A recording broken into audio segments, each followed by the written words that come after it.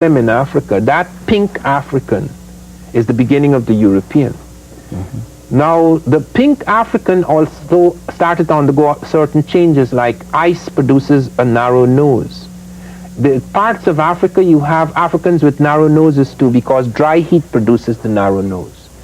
So that man is one. There are no races, really.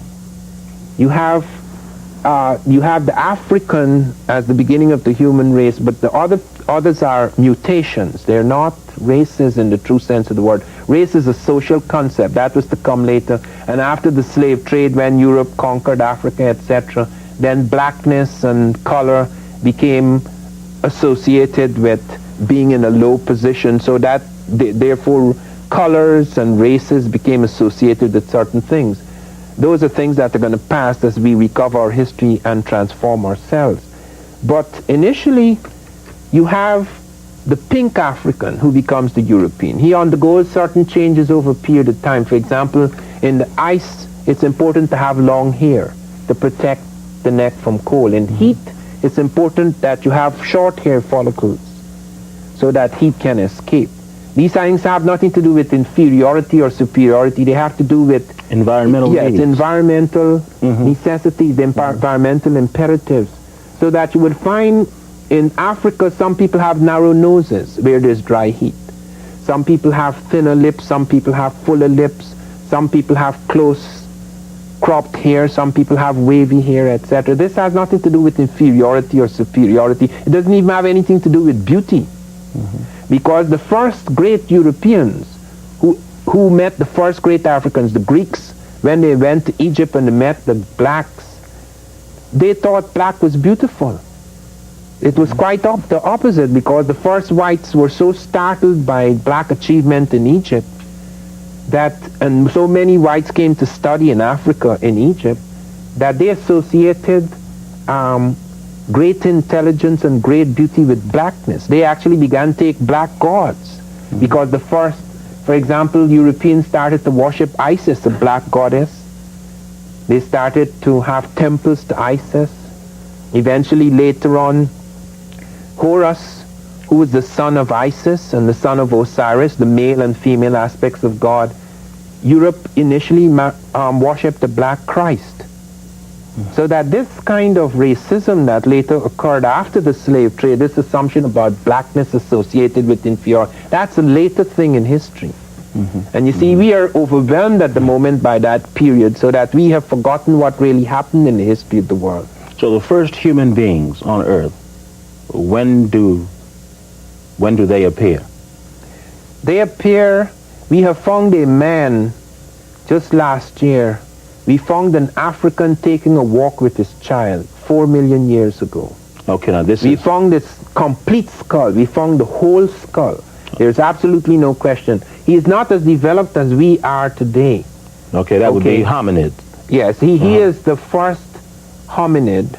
But modern man with our brain, occurs about 140 to 150,000 years ago in Africa. We have been able to trace it. We have traced it through the blood that the mother of mankind, and this is not Lucy, because we found a creature we call Lucy 3.5 million years ago, an African too. But the first mother of mankind, a black woman, is about 140,000 years old. We've been able to trace it through the genetic structure. We've been able to establish clearly that the first human, true modern human with our brain case, etc., is an African woman about 140,000 years old. She has all the genetics, all the genes rather, of the human race.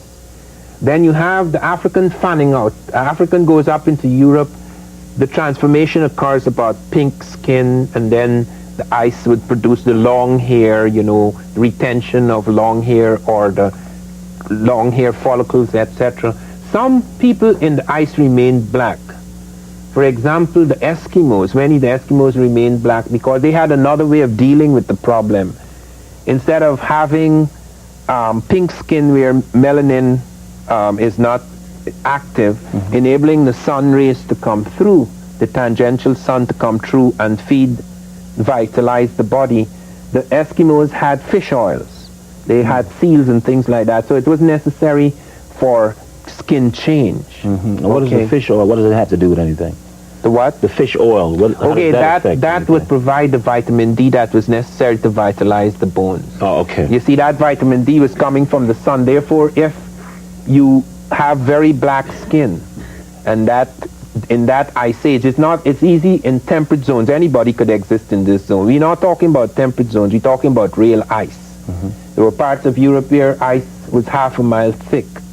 Okay, so that it became an advantage to have the inactive melanin, so that the tangential sunlight, the slanted sunlight, which is less than African sunlight, could penetrate the skin. Okay, so that these are things that have to do with environment. They have nothing to do with superiority or inferiority. And so for approximately how many years was the world populated exclusively and only by Africans, black Africans? Okay, black skinned. if you're talking about the modern, the last Homo sapiens African, sapiens, okay, because you see, the African is not only the first hominid, he's also the first human.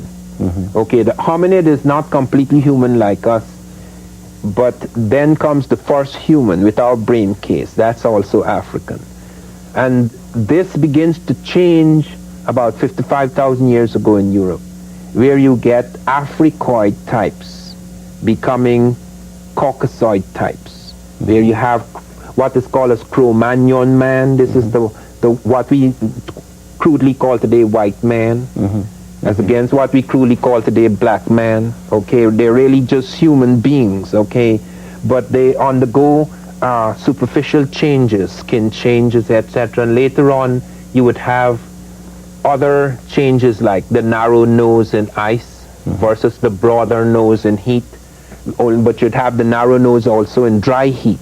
So that you would have superficial changes in the face of man, related nothing to his intelligence, his brain or anything, related to the environment, the amount of sun, the kind of foods you eat in particular environments, the kind of qualities of heat, qualities of cold, etc. So this first baby, put it on that level, this first child probably would have had kinky hair. Oh, yeah. Yeah. Yes. Because that was necessary. Okay, in the climate in which it evolved, that was necessary. Curled or kinky hair, that would be necessary. Okay, and black skin would also be necessary, because the albino, as I say, like the not the stabilized pink, which came later, but the albino in my country dies by the time you're 30, because the sun would ravage you. Okay. Just briefly, if you would, just explain what melanin does. If you okay, melanin is protects the body in a certain way. It's the pigment that gives us our color. Yes. It's a pigment that gives you black or brown color, but it also protects you to some extent from the sun's rays. Okay, like for example, in parts of South Africa, in parts of Australia, etc., we find lots of pink people have cancer. Skin cancer. Okay, so that if you were living in a tropical climate, especially if it's an extreme tropical climate, it is very advantageous to have black or dark brown skin. Okay. What we have also found is that we have misunderstandings about body shapes and face shapes, etc. The African has 6 faces. They don't all look alike.